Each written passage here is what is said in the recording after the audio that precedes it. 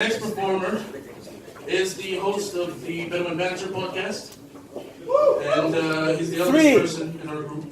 Our fan club. Yes. 3 guys. And he's part of the Hold My Kayak improv troupe, and an avid dolphin researcher. Please help me welcome on stage, Khaled Dosari!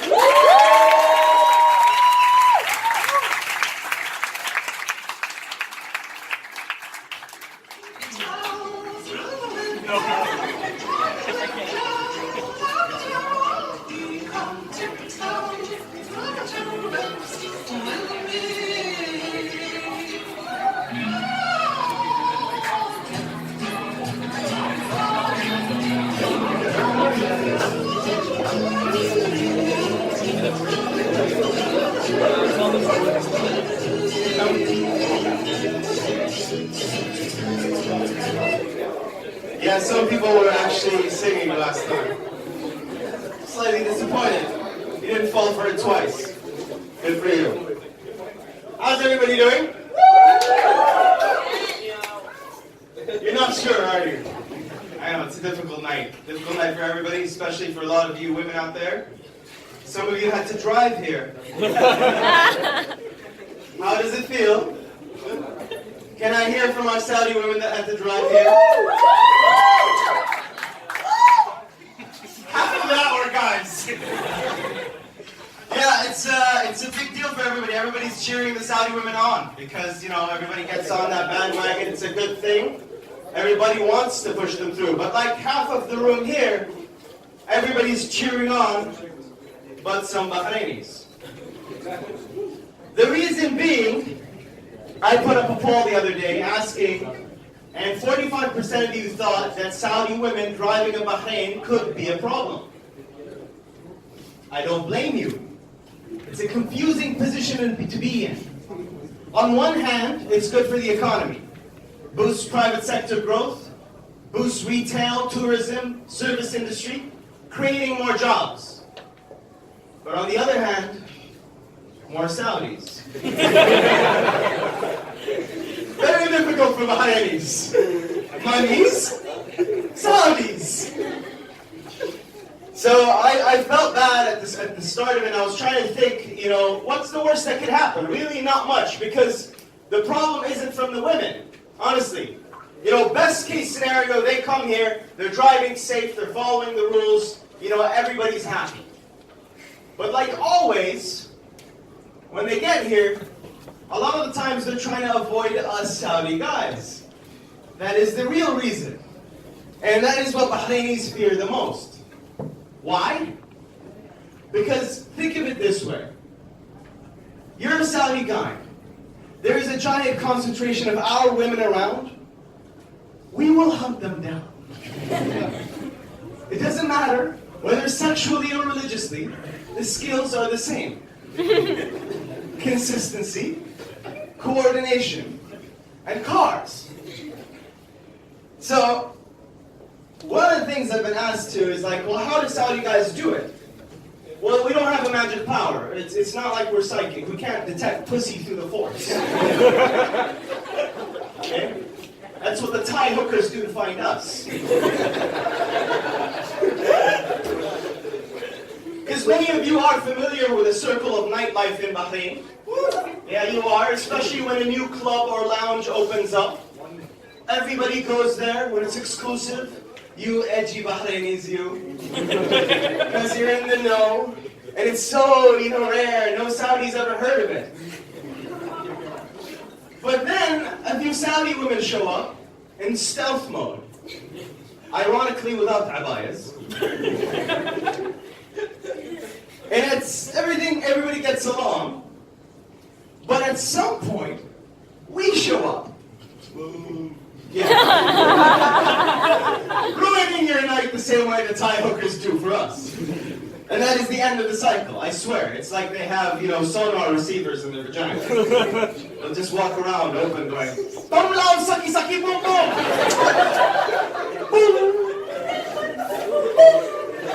Ah, Saudi 200 meter!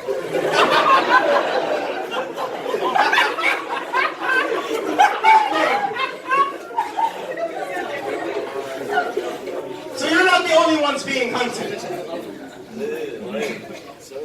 Now here's the thing though. What tends to happen is that what you guys don't know is that we have not that kind of a skill, not a psychic power. No, we have a secret, forward operating covert team, a strike force. Someone the Bahrainis always ignore. A single token Saudi. The guy, no, not me. That's the new frontier. No. The one older Saudi at the bar. The guy you always make fun of when he walks in. Why? Because he's there, clocking in for work, wearing a thobe. You guys are lounging out to a deep house music. I don't know what house is, I'm sorry. I just assumed because of your age. But at some point, this guy is sitting at the bar, trying to, make good time for himself, trying to make conversation. He looks awkward, you feel uncomfortable. Why is he wearing a thobe? He's talking to nobody, nobody wants to talk to him. He's on his phone, he falls asleep, you go, oh. Just like we want you to think. Because really, what he's doing there is he's coordinating our attack for the main assault. The second his earpiece clicks in, shh. Jazar Abu Jazar. Jazar Abu Jazar Hawd. Jazar Mark. But Jazar, what's the condition? Have you found any visual surveillance on the new frontier? Hey, yo. I found a new place. Location matches our coordinates. Torino's is the place to be. Abu Jazar, are you sure? Do you have visual on any Gishta? Yes, I can confirm. Gishta, Lebanon. Hey, and some Mahiawa as well. Very fresh, very fresh. Abu Jazar, no worries. We'll send you a scout team, 3 Suburbans, and a few Lexuses for good measure. Okay, I'll get back to you, and then they walk in. Belay that order, come on, belay that order. Send G-Wagons, we have some Kapsa. Kapsa has just walked in. And that ends the circle of nightlife that is Bahrain clubbing, because it just keeps going back and back and back.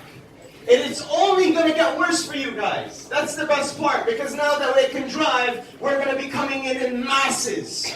Testosterone will be flooding the streets everywhere. You thought things were bad before. Oh, Saudi driving. Oh no, they drive on the shoulder. Boo! They double park in our malls. Boo! They don't know how to use a roundabout. Well, guess what? We were being nice. Yeah, all these years we were trying to follow the rules. It was just that the alcohol and hookers were getting in the way. So if you think you knew what bad Saudi driving was before, fuck off! You didn't have to live through it. You've seen nothing. The apocalypse is about to happen because you're going to be the location for the grand hunt. It'll be like the Hunger Games, but 10 times more apocalyptic. Testosterone will flood the streets. Even the palm trees will grow ball sacks. And they'll be green. It'll be so bad that even the streets will fill up with Saudi and Bahraini cars running around like it's Mad Max meets Mario Kart. And yes, Bahraini cars. Yeah, you know why? I'll tell you why. Because some of you Bahraini guys pretend that you're so bothered by our accent.